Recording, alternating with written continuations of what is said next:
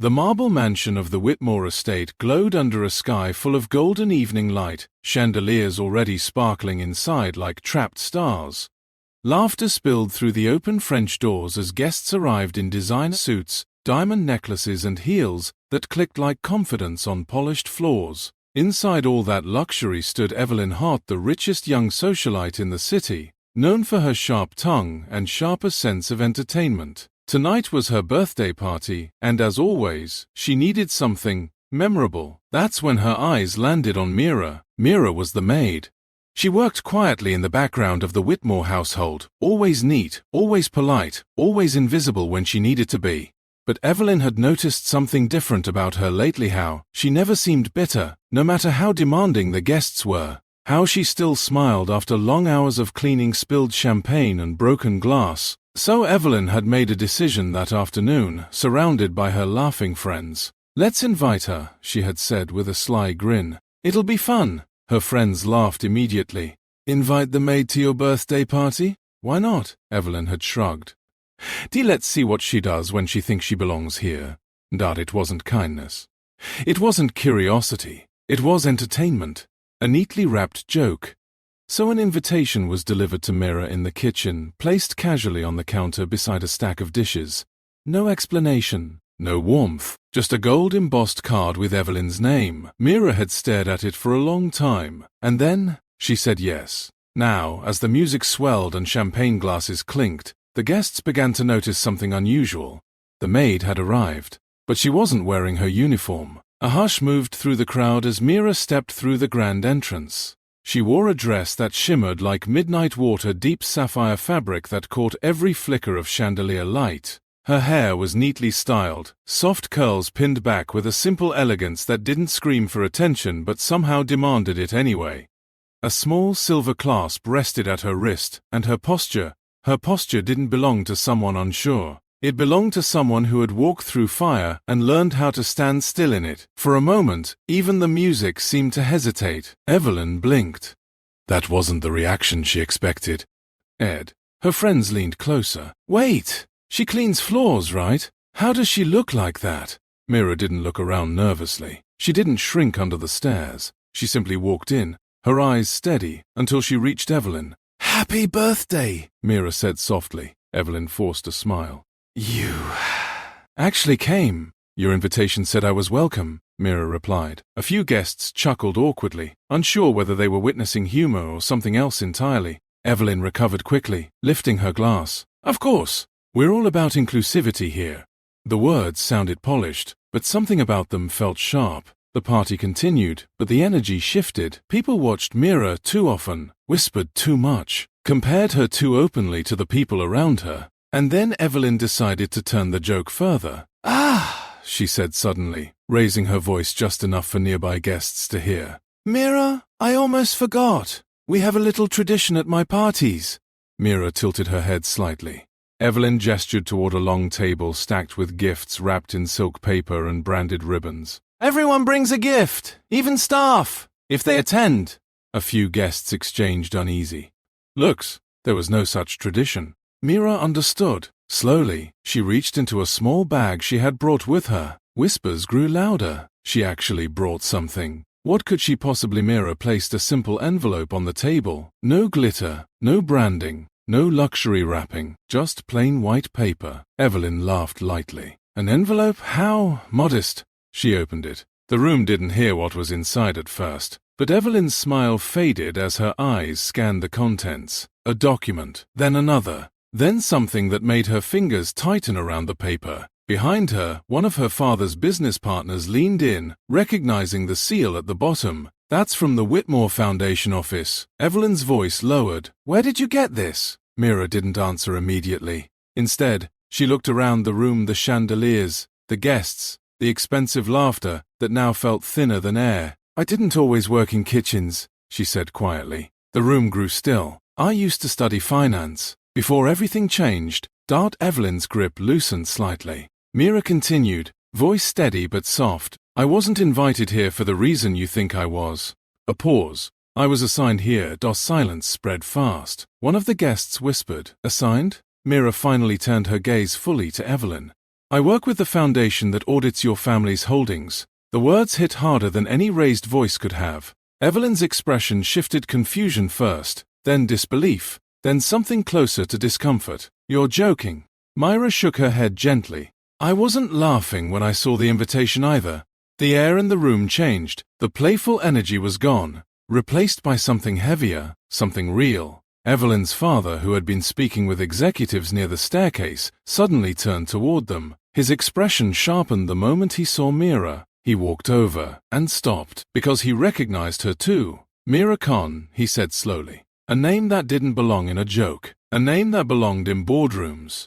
Evelyn's face went still. The party that was meant to be a spectacle had turned into something else entirely, as conversations stopped mid-sentence and laughter disappeared completely. Mira stepped back slightly, adjusting the edge of her dress like someone who had simply completed a task. I agree. Epitted the invitation because I was curious, she said. Not about the party. A pause.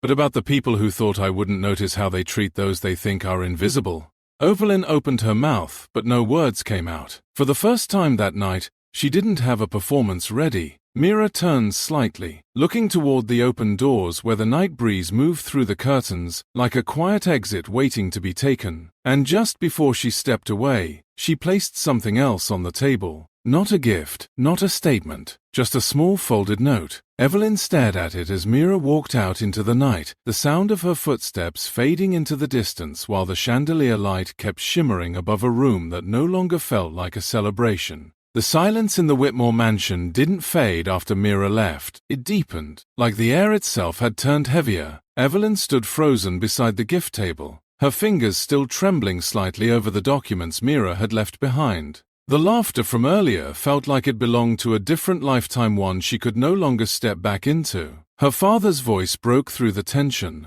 Everyone out! It wasn't loud. It didn't need to be. Guests began to move quickly, whispering as they gathered their belongings, avoiding eye contact, sensing they had witnessed something far beyond a birthday party gone wrong. Within minutes, the grand hall that had once sparkled with music and champagne was left hollow. Only Evelyn, her father, and a few senior advisors remained. Evelyn finally spoke, her voice tight. Who is she? Her father exhaled slowly, rubbing his forehead like the answer was not simple enough to say out loud. Mira Khan is not a maid, he said. She hasn't been for a long time. Dublin frowned. But she works here. She works everywhere she needs to, he corrected. One of the advisors stepped forward, carefully placing the document Mira had left onto the table. This is a compliance report, he said quietly. And it's not just any audit. Evelyn's eyes scanned the page again, but now the words felt different, heavier, sharper. Her father continued. The Whitmore Foundation has been under review for months, quietly, internally. No leaks, no warnings, a pause. And Mira is leading it. Evelyn's breath caught. That's impossible. Her father looked at her then, not angry, not amused. Just disappointed in the way truth often arrives too late to be comfortable. She was never here by accident. Evelyn's mind replayed everything: the invitation, the laughter, the dress, the calm way Mira walked into a room full of people who thought she didn't belong. It hadn't been embarrassment, it had been control.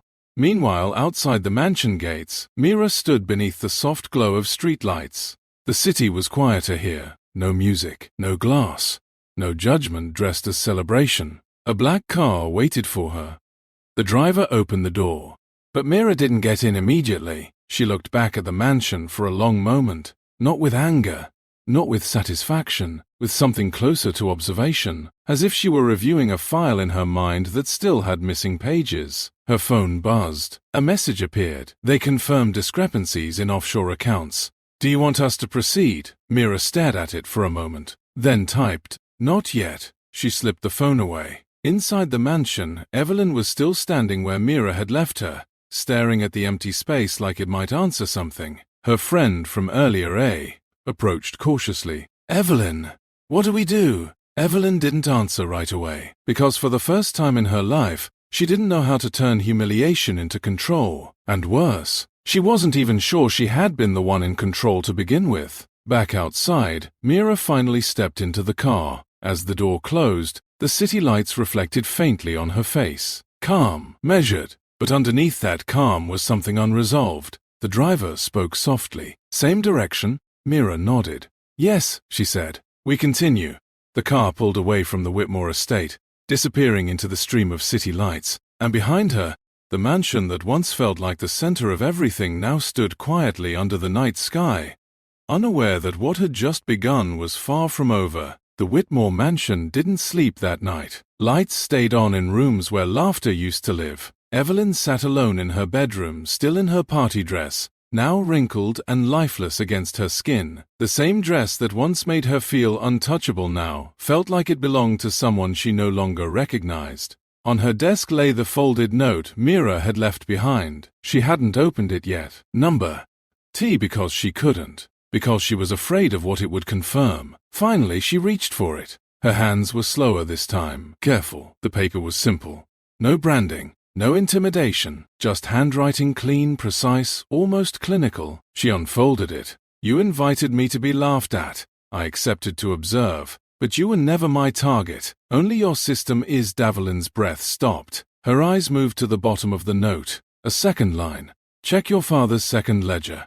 Not the public one. Her fingers tightened. A knock came at the door. Her father entered without waiting for permission, something he rarely did in silence. He looked unsettled, not angry, not in control. That alone made Evelyn stand up. What is happening? She asked. He didn't answer immediately. Instead, he placed a thick folder on her desk. Stamped, restricted, confidential. The audit escalated, he said finally. Faster than expected, Evelyn's eyes darted between him and the folder. Because of her, her father hesitated. That's what I thought too, he said. At first, a pause. But Mira isn't just auditing us. He opened the folder. Inside were transaction manager, PS, offshore accounts, shell companies, layers of financial architecture Evelyn had never seen before. And at the center of it, a signature authorization line, Mira Khan. Evelyn took a step back. No, she whispered. She's staff. Her father's voice lowered. She was assigned to observe us years ago. Before you ever noticed her, Evelyn's mind refused it. But the paper didn't lie. Neither did the second ledger, the one her father never intended anyone to see. Meanwhile, across the city, Mira stood inside a quiet glass office high above the streets. Not the Whitmore estate, somewhere far more controlled. Screens lined the walls, reports updated in real time, names shifted through databases like moving shadows. A senior analyst stepped in. Phase 1 is complete, he said. They're reacting exactly as predicted. Mira didn't look away from the screen. And Evelyn? The analyst hesitated. She's unstable, confused, trying to trace you. The pause. Do you want us to block her access? Mira finally turned slightly. No, she said. Then, after a beat, let her look. The analyst frowned. That could expose. I know what it could expose. Mira in touch. Ruptured calmly. Silence followed. She stepped closer to the glass wall, looking down at the city below. Endless movement, endless noise. Endless people who believed they understood the systems they lived inside. But her eyes weren't on the city. They were beyond it. There's something missing, she said softly. The analyst didn't speak. Mira continued. Whitmore is not the source. It's a branch, a beat. And branches don't fall unless you find the root. Back at the mansion, Evelyn was now staring at the ledger again, her pulse rising as patterns began to form. Money moving in cycles. Names repeating in places they shouldn't. Connections that didn't make sense unless everything she thought her family owned was only a piece of something much larger. Her phone suddenly lit up. Unknown number. No call ID. Just a message. Still curious. Evelyn froze. Another message followed immediately. Good. Then you're ready for the next part. Her screen flickered for a second. Then a single file appeared. Attached. Unopened. Waiting. And somewhere in the silence of the mansion, Evelyn realized something she hadn't allowed herself to consider before. Mira hadn't been invited into her world. She had already been inside it long before the invitation was ever sent. Evelyn didn't open the file immediately. She just stared at it. Her phone glowed in the dark of her bedroom like a warning she couldn't turn off. Outside her window, the city looked unchanged. Moving traffic, distant horns, life continuing like nothing had shifted. But inside her head, everything had. Finally, she tapped it. The file opened. At first, it looked like ordinary data: names, dates, financial charts. Then the structure revealed itself layer by layer, like something carefully peeled back. Evelyn's breath slowed because she started recognizing patterns, not just business patterns, family patterns. Her father's companies appeared repeatedly, but not always in the same context. Some were listed as owners, some as intermediaries, some as receivers of funds that came from places that didn't exist on any public record. Then she saw it, a familiar signature code, the same one from the ledger. Her fingers trembled. "This isn't real," she whispered, but her voice didn't sound convinced anymore. A soft knock came again. Her father returned. This time he didn't look like He man who commanded rooms. He looked like someone carrying something too heavy to keep hidden much longer. "You opened it," he said quietly. Evelyn stood up. "What is this?" He didn't answer right away. Instead, he sat down on the edge of her bed like age had suddenly caught up to him. "It's what Mira was sent to uncover," he finally said. Evelyn shook her head. "You keep saying that, like she's some kind of judge." Her father looked at her then. "No," he said, "she's the consequence of one." A silence stretched between them. Then he added, lower, "And she's not alone." That line changed the air in the room. Evelyn frowned. "What does that mean?" Her father stood and walked to the window, looking out at the same city she had been watching. "There are layers to what your generation calls power, Evelyn," he said. "Most people only ever see the top layer, the names, the buildings, the parties." A pause. "But underneath that, there are systems that clean them." Evelyn's voice tightened. "And Mira is one of them?" Her father turned back slowly. "She is one of the ones who decides what stays and what disappears." The word disappears lingered longer than it should have. Meanwhile, AC. Ross the city, Mira sat in a dim-lit control room again, but this time she wasn't alone. Several analysts moved quietly around her, adjusting data feeds, monitoring responses, tracking reactions from multiple financial sectors. One screen showed Evelyn's account access logs. She was still digging, still following the trail. A younger analyst spoke cautiously. "She's getting closer to the internal layer. Should we slow her down?" Mira didn't look away from the main display. "No," she said again. The same calm answer. The analyst hesitated. "Why let her see it?" For the first time, Mira paused. Not long, but enough. Then she said, "Because she still believes this is about her father." A subtle shift passed through the room. Mira continued, quieter now. "But it's not." She stepped closer to the glass wall again, watching reflections of data move across it like ghostly maps. "This network existed before him," she said, "and it will exist after him unless someone follows it all the way down." A red alert blinked on one of the screens. A branch network had triggered a response. Someone inside the system had noticed the breach. The room tightened instantly, but Mira's expression didn't change.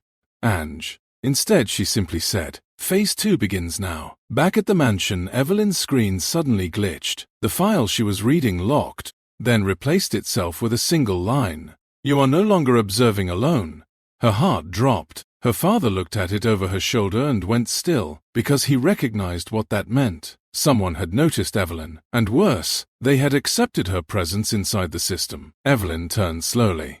"Dad," she whispered, "what did I just step into?" He didn't answer immediately. Not because he didn't know, but because for the first time, the truth wasn't something he controlled anymore. And somewhere far beyond the glass towers of the city, Mira watched the system react like a living thing and waited for the moment it would finally show its full shape. Evelyn couldn't sleep. Every time she closed her eyes, the same line echoed in her mind.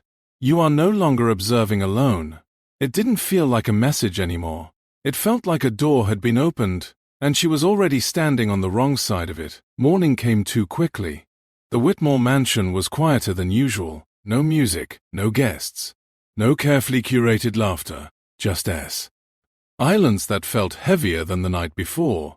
Evelyn found her father in his private study. He was already working, papers spread across the desk, multiple monitors glowing, security feeds, financial maps, internal alerts. But something had changed in him too. He wasn't reacting anymore.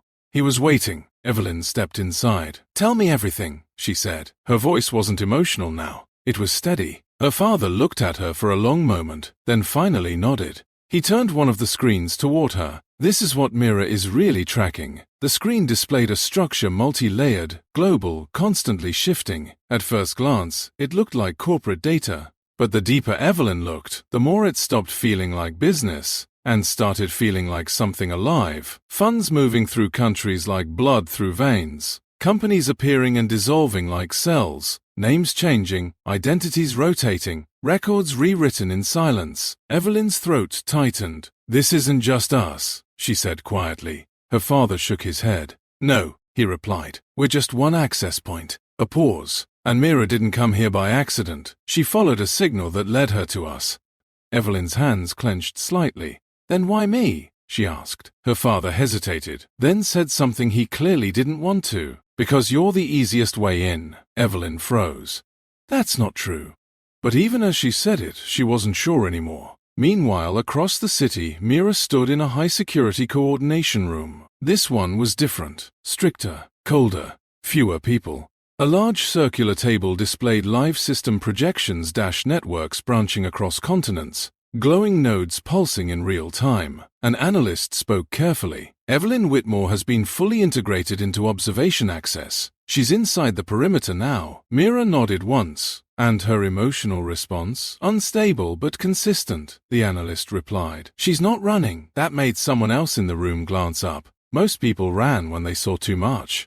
Mira finally spoke. She's starting to understand she was never the target. A pause. "She's the mirror." The analyst frowned slightly. "A mirror for what?" Mira's eyes stayed on the shifting network. "For how far someone will go," she said, "before they stop calling it loyalty and start calling it blindness." Back at the Whitmore mansion, Evelyn was born, looking at something else on the screen. A list. Names. Not her family's. Not executives. People she didn't recognize at first. But then she noticed the pattern. Each name was tied to a decision her father had made over the past 10 years. Approvals, denials, acquisitions, silence. And every one of them had consequences that didn't stay inside boardrooms. Evelyn's voice dropped. "These people." Her father didn't interrupt. She kept reading. Some names were marked in gray, some in red, some were completely erased. Evelyn turned sharply. "What does erased mean?" Her father looked tired now. "It means they were removed from the system entirely." Her eyes widened. "You're talking about people like their records?" He finished softly. A silence. Then he added, "That's how the system survives." Evelyn stepped back slowly, shaking her head. "No, this isn't how it works." Her father looked at her directly. "It's how it has always worked," he said. A sudden notification flashed on his screen. "Incoming secure link. Unknown origin. No trace route. Just a symbol." Mira's symbol. Evelyn's breath caught. Her father opened it immediately. A live connection appeared. Mira's face didn't show emotion when it came through the screen, but her voice was calm, direct. "You've seen enough to stop pretending now," she said. Evelyn stepped closer to the screen. "This isn't a game," Evelyn said quickly. "People are going to get hurt." Mira looked at her for a moment, then replied, "People already have. A beat, and you're only now seeing it because you were finally given permission." Evelyn's chest tightened. "Permission," she repeated. Mira's expression didn't change. "Systems don't hide because they are strong," she said. "They hide because people agree not to look too closely." Silence stretched across the connection. Then Mira added something quieter. "You didn't invite me into your world, Evelyn." A pause. "You just noticed I was already holding the map." And with that, the screen flickered as if something on the other side had just started moving closer. The silence after Mira's words didn't last. It collapsed. Every screen in her control room flickered at once, as if the system itself had flinched. Then the alarms returned louder, sharper, no longer warning but commanding. "Containment protocol active. External authority override initiated. Lockdown sequence in progress." Gress. The analysts moved quickly now, typing, rerouting, trying to stabilize access points that were suddenly being sealed off one by one like doors shutting in a dark hallway. One of them looked at Mira. "They're isolating you from the core layer." Another added, voice tense. "They're trying to erase your access footprint completely." Evelyn's voice came through the mansion feed, shaking for the first time. "Mira, are you in danger?" Mira didn't answer immediately, because she was watching something else now. Not the system reacting, but the shape of the reaction. Then she spoke. "No," she said calmly. A pause. Danger is when something is unexpected. She looked at the locked screens. "This is expected." Back at the Whitmore mansion, Evelyn's father had gone completely still. He was watching the upper layer connection window where the shadowed figures were still visible. And now, they weren't just speaking to Mira anymore. They were issuing directives across multiple channels. One of them leaned forward. "Terminate the audit lead," another voice added. "Immediately." Evelyn's breath caught. "Terminate," she whispered. "They're talking about her like she's a threat." Her father finished quietly. Evelyn turned sharply. "Is she?" He hesitated, then said something that felt heavier than everything before it. "She's a correction." Evelyn froze. Across the city, Mira finally stepped away from the console completely. The analysts around her looked uncertain now, because the system was no longer responding in predictable ways. It wasn't shutting down, it was restructuring itself around her presence. One of the screens shifted unexpectedly. A new pathway opened, one no one had initiated. The junior analyst stared. "That route shouldn't exist." Another leaned closer. "It's self-generated." Mira watched it quietly, then said, "No." A pause. It didn't appear. She turned slightly. It was always there, just unused. Evelyn, watching from the mansion, leaned closer to the screen. "What does that mean?" she asked. Mira's eyes stayed fixed on the expanding pathway. "It means," she said softly, "we've finally reached the part of the system that no one controls anymore. A beat, the part that only responds to pressure." Suddenly, the shadowed figures in the upper layer feed shifted. One of them spoke sharply. "She is initiating structural breach." Another demanded, "Cut all external observation feeds." But it was too late, because across every screen connected to Mira's system, new nodes began lighting up, nodes that didn't belong to any known institution. Not Whitmore, not caretakers, not governments. Something deeper, something older. Evelyn's father stepped closer to the screen, his voice barely audible.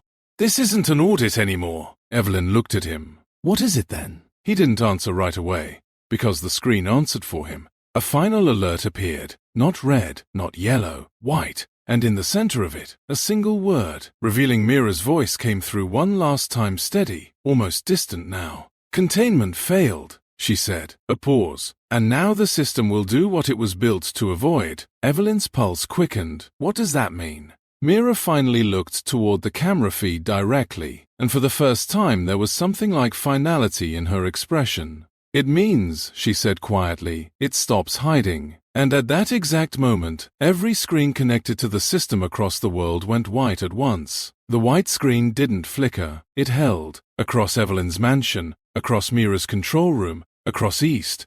Very hidden layer of the system stretching through cities and continents, everything froze in a single silent pause. No data, no movement, no commands, just white. Evelyn stepped closer to the screen, her voice barely a whisper. "Mira." No response. Her father's hand slowly tightened on the edge of the desk. "This isn't a crash," he said quietly. "This is a reset boundary." Evelyn turned sharply. "A what?" Before he could answer, the white screen shifted, not back to data, not back to maps, but to a single image. A record, a timeline, lines of decisions stretching back years, companies, approvals, audits, hidden transfers, erased identities, everything now laid bare in one expanding visual structure. Evelyn's breath shook. "This is everything," she whispered. Her father didn't speak, because for the first time, there was nothing left to hide behind. Across the city, Mira stood alone in her control room. The analysts were gone. Systems had locked them out one by one, as if the structure itself had decided it no longer needed operators. Only Mira remained in front of the central console, and she wasn't typing anymore. She was watching, because the system was no longer resisting. It would. As revealing itself, a soft voice came through the final channel, not the custodians, not the analysts. Something deeper in the structure. A neutral system voice. "Audit convergence complete." Mira exhaled slowly. Evelyn's voice broke through the mansion feed again. "What happens now?" she asked. Mira paused, then answered simply. "Now everyone sees what was always there." A long silence followed. Then Evelyn whispered, almost afraid of the answer. "And us?" Mira looked at the unfolding data one last time, not as a maid, not as an observer, but as someone who had walked through layers no one else had been allowed to see. "You don't go back to who you were," she said quietly. A pause. "You either understand it or you keep pretending it was never real." The screen in Evelyn's room began to fade, not to black, not to error, but to normality. The mansion returned, lights, stillness, morning sun creeping through the windows like nothing had ever happened. But Evelyn stood frozen.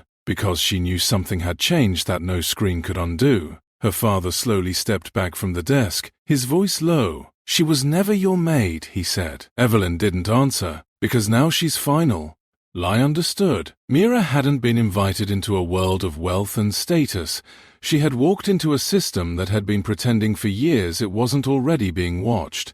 And when Evelyn looked back at the empty space where the screen had been, there was only one thing left behind. A small, simple note. No message. No warning. Just a signature. MK, and somewhere far beyond the city lights, where systems no longer spoke in names but in structure, Mira had already moved on.